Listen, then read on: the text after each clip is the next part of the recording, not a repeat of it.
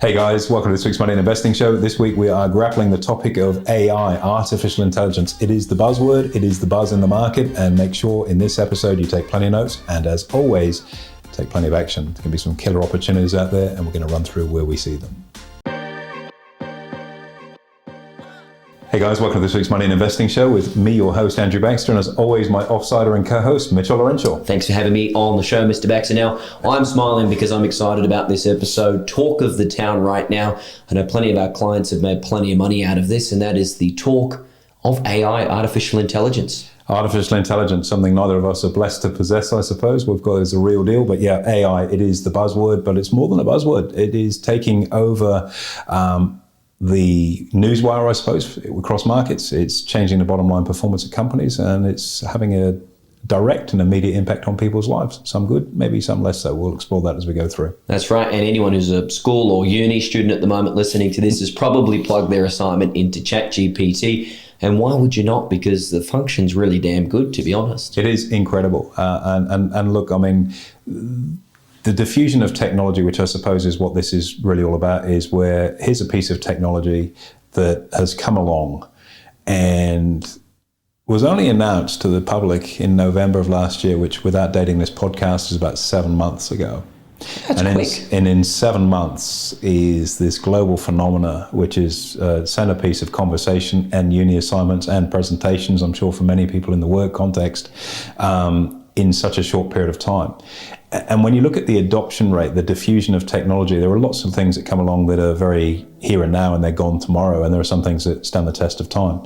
Now, at this rate of growth and adoption, artificial intelligence is going to take about 12 months to become as widely adopted as the internet took 7 years. Wow, that's a huge difference. And get this, electricity, 20 years to reach the same level of adoption. I mean, it's insane. Makes me cringe almost listening to it. Well, we sound old school going, I can't believe it's happening so quickly. It is, and it's what's happening right now. And it's one of those things that, yeah, there are going to be some definite winners, as already have been. And as I say, there are going to be some victims in that too, but it's certainly being adopted and it's changing lives.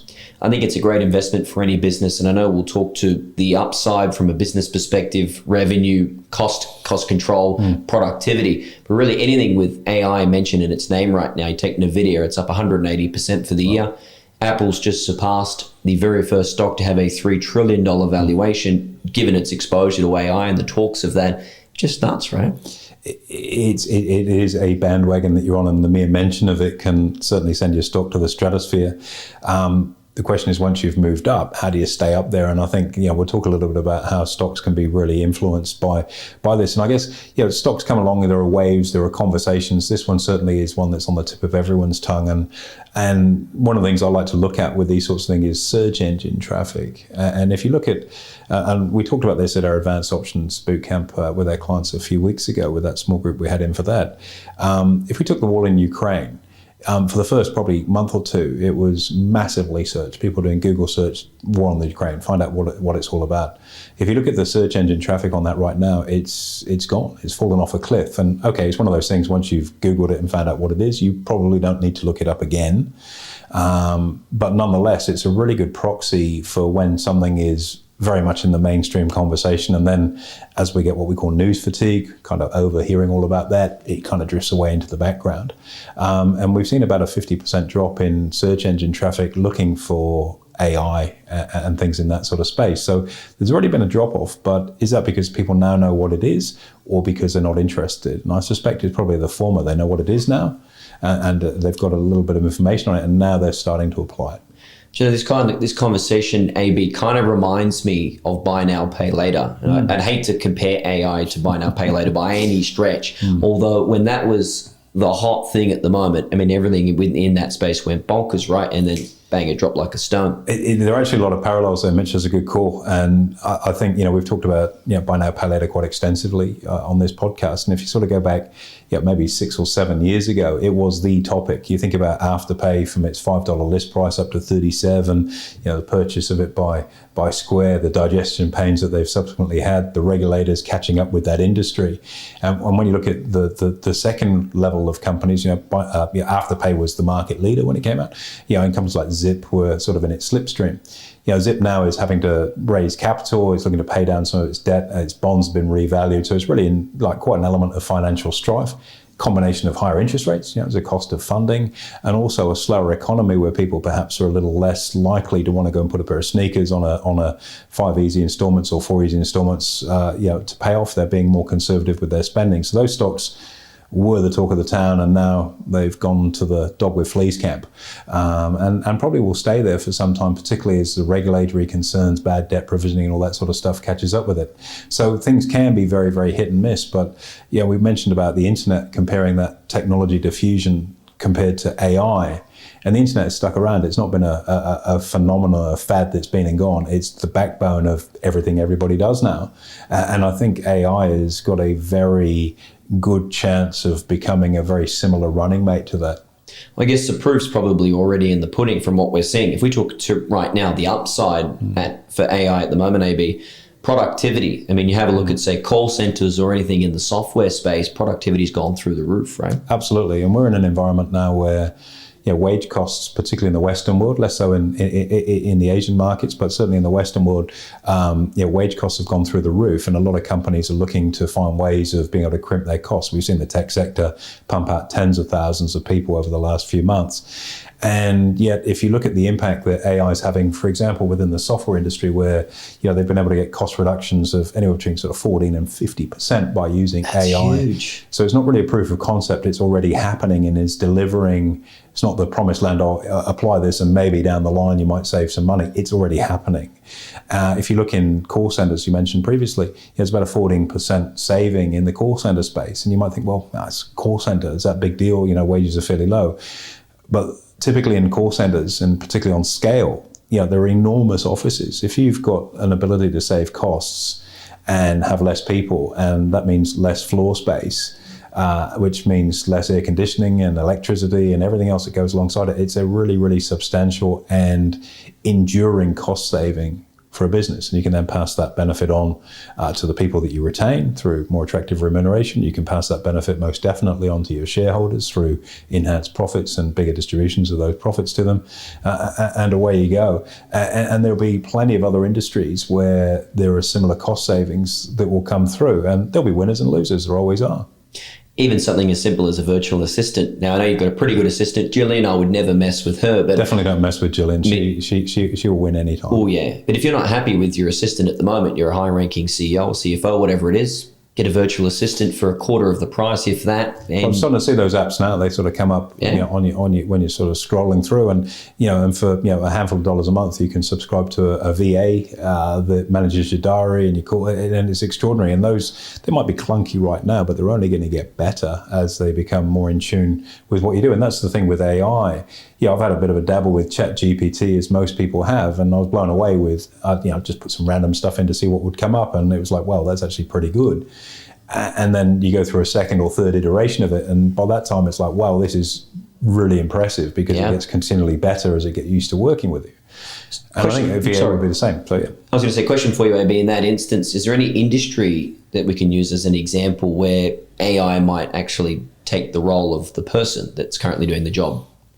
I think there are going to be a lot of winners and losers in this game, and I think industries that are quite people heavy, where there's quite a heavy cost base, very much so. On not an AI basis, but on a tech basis, we've been through this ourselves with our business, where we use our app, which means we don't have a trading floor full of brokers making calls to clients, because we use technology to do that. And as a business, it means obviously if you've cut your salary significantly by not having anything like the number of people, instead of having a 500 square meter office, you might have a 200 square meter office. Huge savings on the rent, electricity, coffee consumption, buying lunches, professional indemnity insurance, all those things are savings to the business. But also you're able to offer a better quality service to the client, because through our app, for example, everyone gets the trade at the same time. You're not client number 386 that got the phone call today. You're all client number one. In the same way, applying that in today's world with AI, if you take a profession, I'm going to use accounting, and you and I are both blessed. We've got a phenomenal accountant as a team, and I've had some real doozies over time, and we're really blessed to have a great accountant. the work that accounting firms do typically, let's take a company preparing financials for companies, for example. The work is in the setup. So you set it up, you've got all your regular expenses that you code up, you've got the irregular ones that you might need to ask some questions on, but then they're coded. Same with your revenue line. And something that's AI can do all of that. It just needs to be set up correctly in the first instance. And when it does, you've got a machine working for you that didn't have a big weekend and is off color on Monday, or feeling a bit tired, or has had the flu, or just really disengaged with the job and is going through the motions. You've got something that's delivering its A1 game day in, day out, and only ever getting better at delivering that A1 Always game. learning, getting better. For a fraction of the price, and probably a significantly better outcome in terms of the quality of the work. So, professional services like accounting would have to be an industry which down the line would either fulsomely embrace AI or be on the victim side of it and get rolled over. Given some of the press it's around on some of the big accounting practices right now, I don't think there'd be a lot of people crying too hard if that happened. I'd say so. Question for you now, AB, as we come to the end of our broadcast. This is the Money and Investing Show after all. So in terms of making some money on the AI space at the moment in the stock market, there's those big box names which have done really well thus far. There's probably some companies which are yet to come to the forefront of investors' minds that may pop. What are you looking for? How are you sifting through what and how? Yeah, look, that's a really, really good question. And if I was being sarcastic, I'd say to be continued. But we've already seen, as you say, some of the big tech companies do really well. Google, Amazon. We're doing AI. Boom, the share price gone ballistic. Nvidia, as you mentioned previously. The challenge for those businesses is they've gone on the B of the bang, and so by their association, and when there's a wave, particularly a technology wave like this, you're going to have victims that don't do so well, and they're going to get panned pretty hard pretty quickly, and then their earnings stabilize, they get re-rated. And you're also going to have companies that have gone ballistically up on the back of that news, where the price has already moved, but the earnings and revenue line hasn't got there yet to support that price. So those companies actually have got the potential to be quite vulnerable. So if you talk about the big guys that we've just mentioned previously, they've already gone, they've already popped.